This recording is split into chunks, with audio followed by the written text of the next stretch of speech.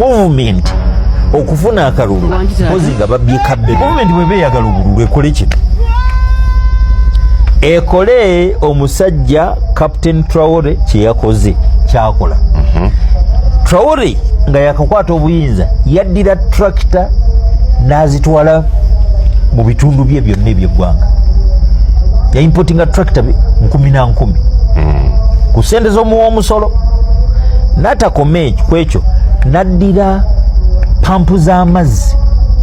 nazitwala mu bitundu byonna byonna bamaking sure nti abalimi n'abalunzi n'abantu ababulijjo bafuna access to water kubanga water is life, water yemeze ebirime. Nabagamba the only way gye tuyinza okukyusa kwe kukyusa singa President Museveni adde ebbali ne tulaba ku nkuba empya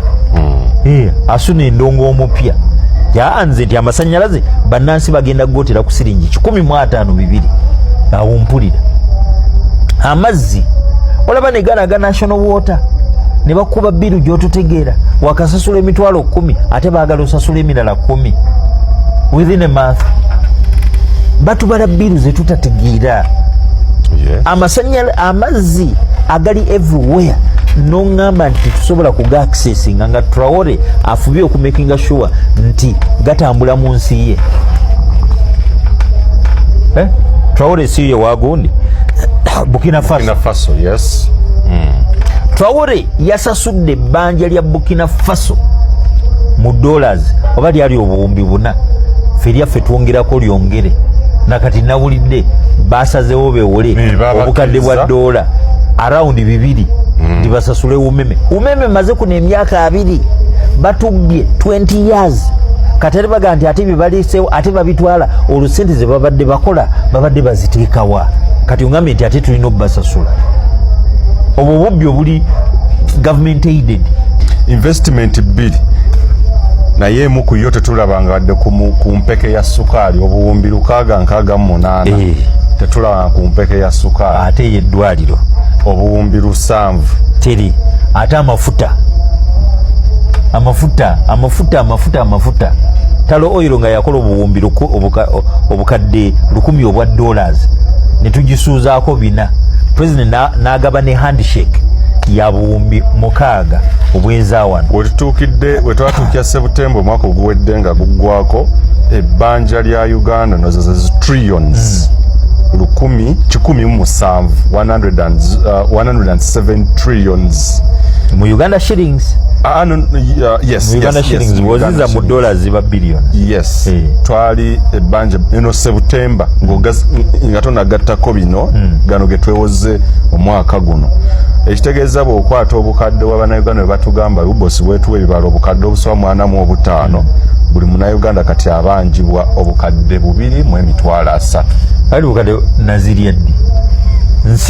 nsitwagolinga n'ensulanga ntakula omutwe tulina bannayuganda bangi nnyo n'ekyeggulo tebakirya tebalina nasuubi lya kufuna 5 naye bamubanja obukadde bumeka 2 ani yazirya ziri mu mbuto z'abanene ziri mu bubina bwabaki bw'abanene kati gwe ng'oŋŋamba nti bannayuganda basanyufu bo tebategeera Traore within a short time n'omwaka tegunnawera he has made all things new